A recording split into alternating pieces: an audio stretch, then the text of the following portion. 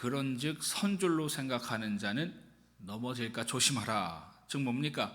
늘 영적으로 깨어 있어라 라는 겁니다. 왜요?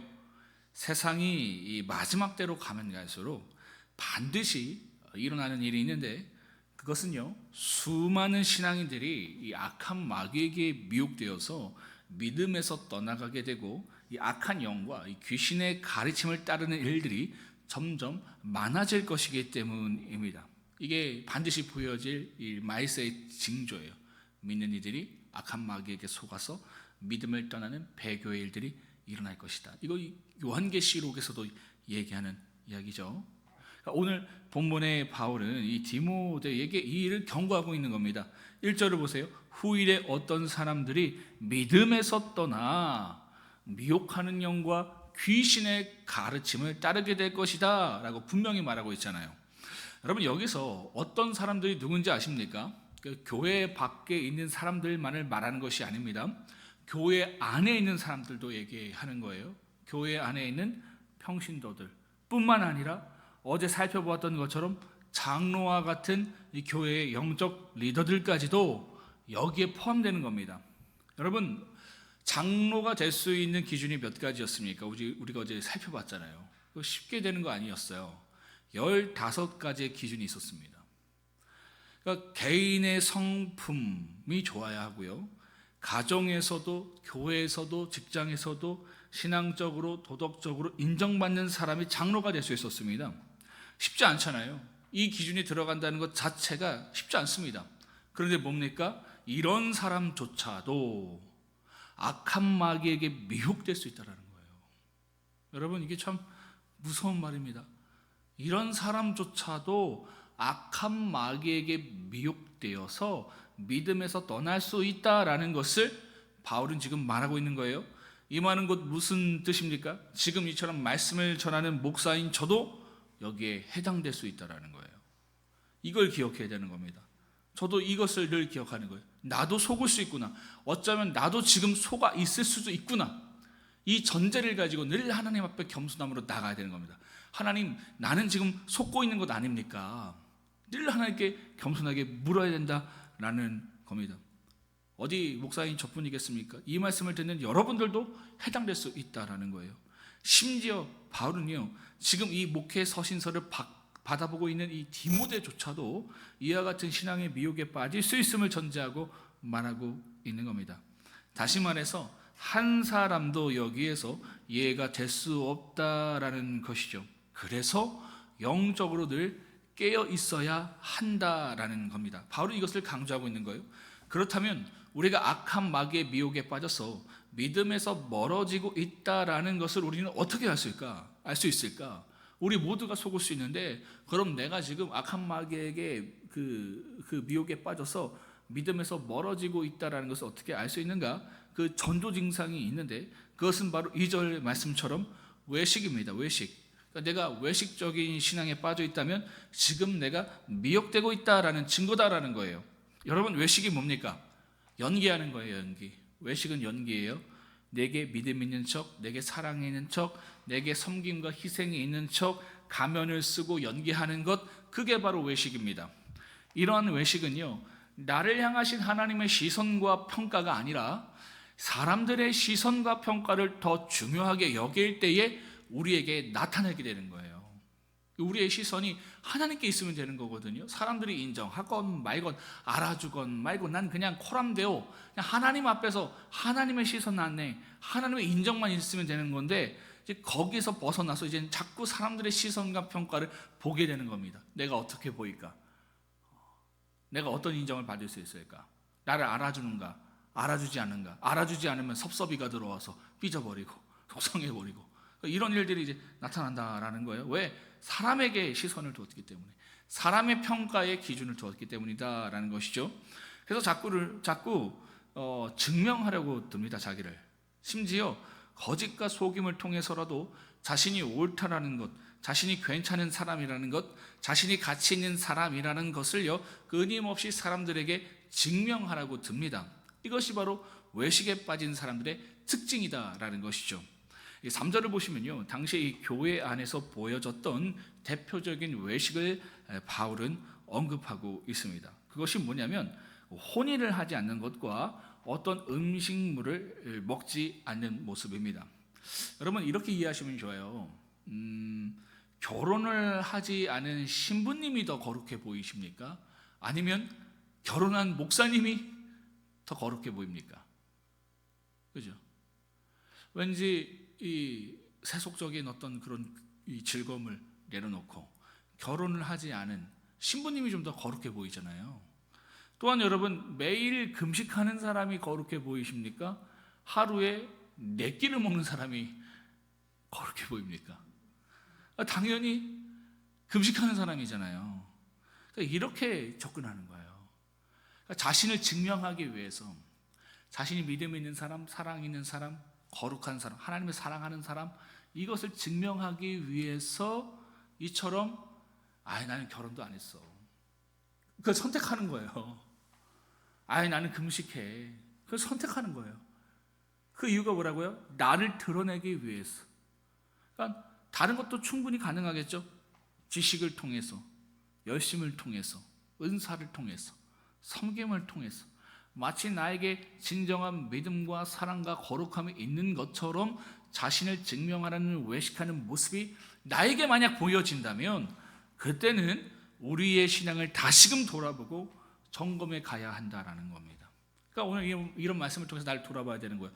나에게 보여지는 그 열심, 그 섬김, 그 모든 것들이 나는 정말 하나님 안에서 기뻐서 하나님의 은혜로 자연스럽게 보여지는 열심인가? 기쁨인가? 섬김인가? 이거 지금 봐야 되는 거예요. 아니면 혹이라도 나를 증명하고 싶은 그 유혹에서 내가 그것을 하고 있는 것인가? 이게 여러분 참 분리하기가 참 쉽지가 않습니다. 이게 다 섞여 있는 게 사실 인간이거든요. 그래서 이러한 말씀을 통해서 퍼센테이지를 높여가야 돼요. 그러니까 51%라도 가야 되는 거예요. 51%라도. 그러면 되는 겁니다. 51%라도 내가 정말 하나님 안에서 그 은혜 가운데서 내가 그렇게 나아간다면 괜찮은 거예요. 100% 아니더라도 여러분 51%라도 조금이라도 나의 의의보다 나의 어떤 존재감보다 하나님의 은혜 가운데 이런 모습이 보여질 때에 그 퍼센테이지가 조금씩 많아진다면 그건 참 건강한 신앙 가운데 나아간다라는 것이요. 그렇다면 우리는 어떻게 이러한 신앙의 외식에 빠지지 않을 수 있을까? 혹은 내가 지금 이러한 신앙의 외식에 빠져 있다는 것을 깨달았다면 어떻게 다시 온전한 신앙의 자리로 돌아올 수 있을까? 첫 번째는요, 경건의 훈련을 통해서다라고 지금 바울은 말하고 있는 겁니다. 다 함께 7절을 읽어보겠습니다. 7절입니다. 시작. 망연되고 허탄한 신화를 버리고 연단하라. 경건에 이르도록 내 자신을 연단하라. 그러니까 이전에 내가 붙들고 고집했던 세상의 지식, 이 세상의 판단, 세상의 가치를 버리고 경건에 이르도록, 즉 뭡니까? 진정한 믿음과 거룩함 가운데 거할 수 있도록 내 자신을 훈련해라라는 겁니다. 여러분 신앙이요, 그 은혜 가운데서 가는 게 가장 중요하거든요. 근데 은혜만 또 있으면 안 되는 거예요. 내 안에 어떤 그러한 경건에 대한 훈련도 있어야 된다라는 것을 지금 바울은 말하고 있는 겁니다. 그렇다면 이러한 훈련을 어떻게 해야 하는가?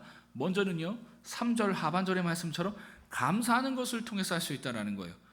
그렇다면 여러분 뭘 감사해야 하는 걸까? 하나님께서 나에게 주신 그것이 설령 내 눈에 보기에 썩 괜찮아 보이지 않고 가치 없어 보인다 할지라도 그 가운데 감사할 수 있어야 한다라는 겁니다.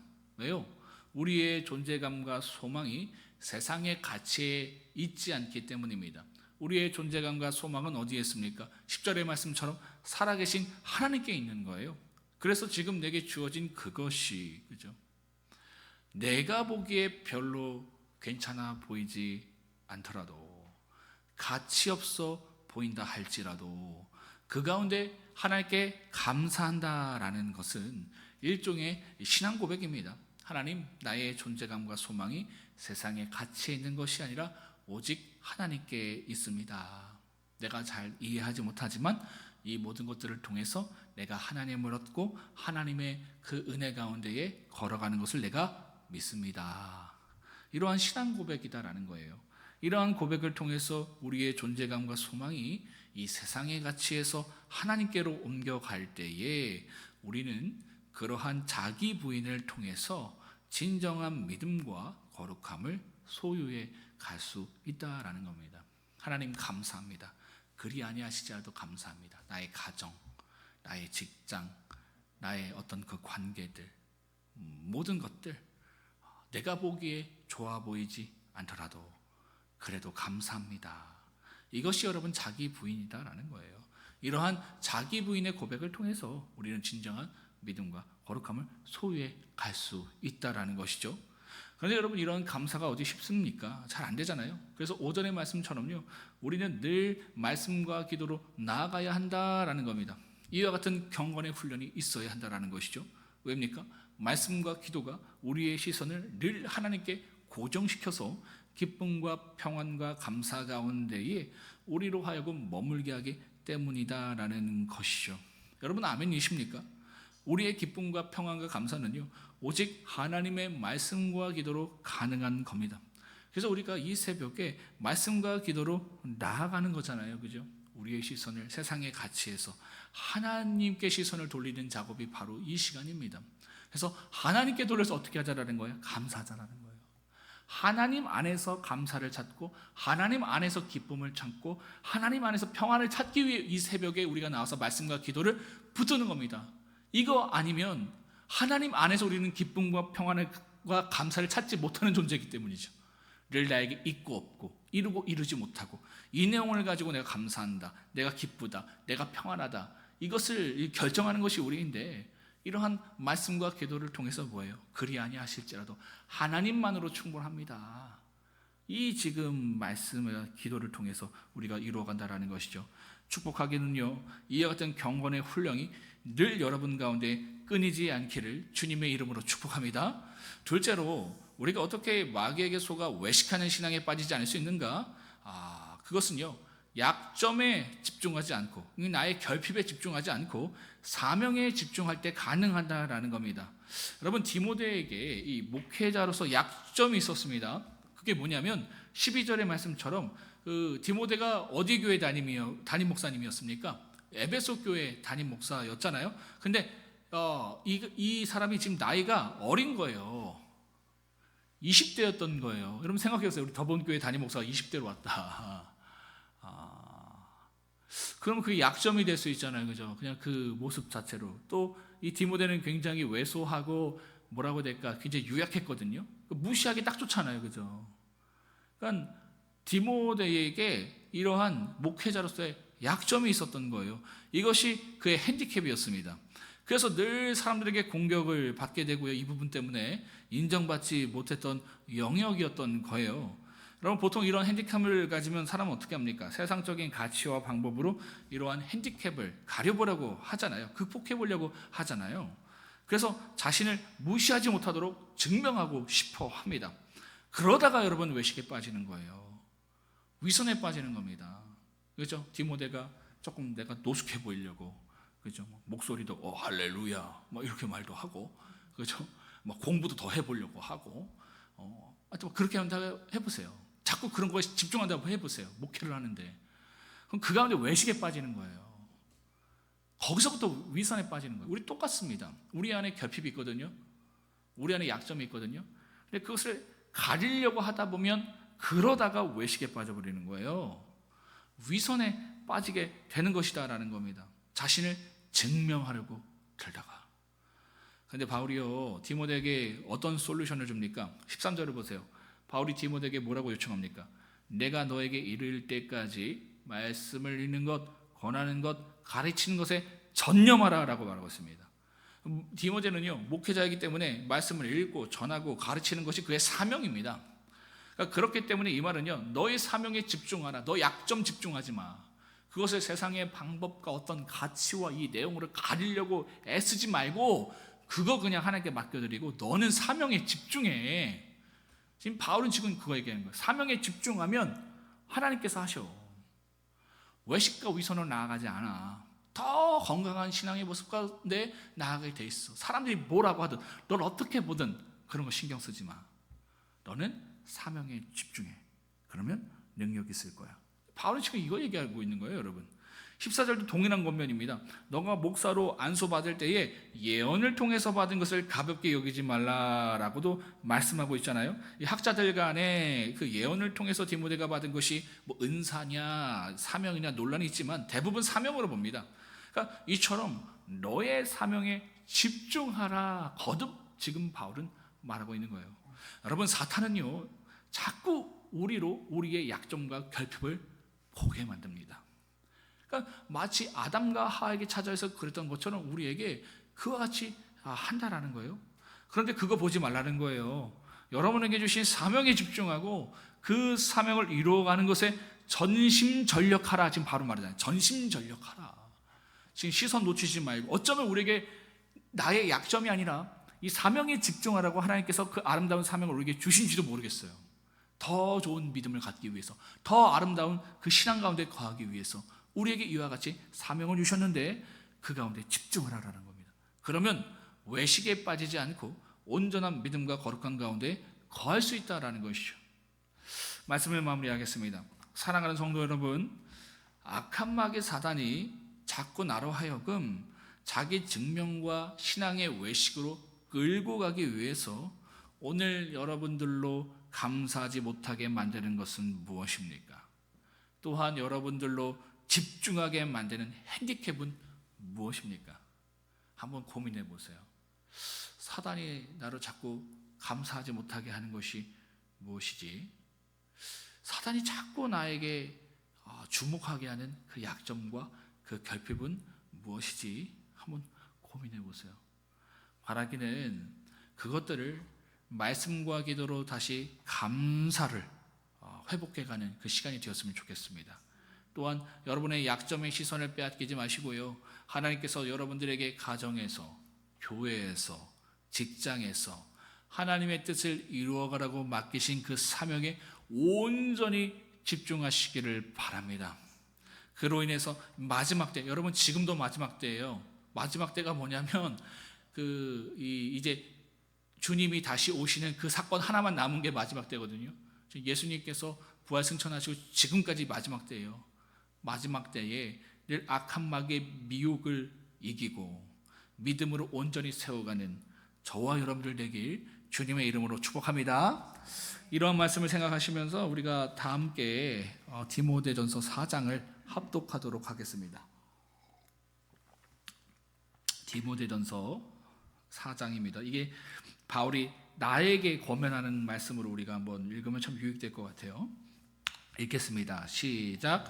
그러나 성령이 밝히 말씀하시기를 후일에 어떤 사람들이 믿음에서 떠나 미혹하는 영과 귀신의 가르침을 따르리라 하셨으니 자기 양심이 화인을 맞아서 외식함으로 거짓말하는 자들이라. 혼인을 금하고 어떤 음식물을 먹지 말라고 할 터이나 음식물은 하나님이 지으신 바니 믿는 자들과 진리를 아는 자들이 감사함으로 받은 것이라. 하나님께서 지으신 모든 것이 선함에 감사함으로 받으면 버릴 것이 없나니 하나님의 말씀과 기도로 거룩하여 짐이라. 내가 이것을 형제를 깨우치면 그리스도 예수의 좋은 일꾼이 되어 믿음의 말씀과 내가 따르는 좋은 교훈으로 양육을 받으리라. 망령되고 허탄한 신화를 버리고 경건에 이르도록 내 자신을 연단하라. 육체의 연단은 약간의 유익이 있으나 경건은 범사에 유익하니 금생과 내생의 약속이 있느니라. mit보다 이 말이여 모든 사람들이 받을 만하도다. 이를 위하여 우리가 수고하고 힘쓰는 것은 우리의 소망을 살아계신 하나님께 둠이니 곧 모든 사람 특히 믿는 자들의 구주시라. 너는 이것을 명하고 가르치라. 누구든지 내 연소함을 업신여기지 못하게 하고 오직 말과 행실과 사랑과 믿음과 정절에 있어서 믿는 자의 본이 되어 내가 이를 때까지 읽는 것과 권하는 것과 가르치는 것에 전념하라. 내 속에 있는 은사 곧 장로의 회에서 안수받을 때에 예언을 통하여 받은 것을 가볍게 여기지 말며 이 모든 것에 전심전력하여 너의 성숙함을 모든 사람에게 나타내게 하라. 내가 내 자신과 가르침을 살피 이 일을 계속하라. 이것을 행함으로 내 자신과 내게 듣는 자를 구원하리라. 아멘.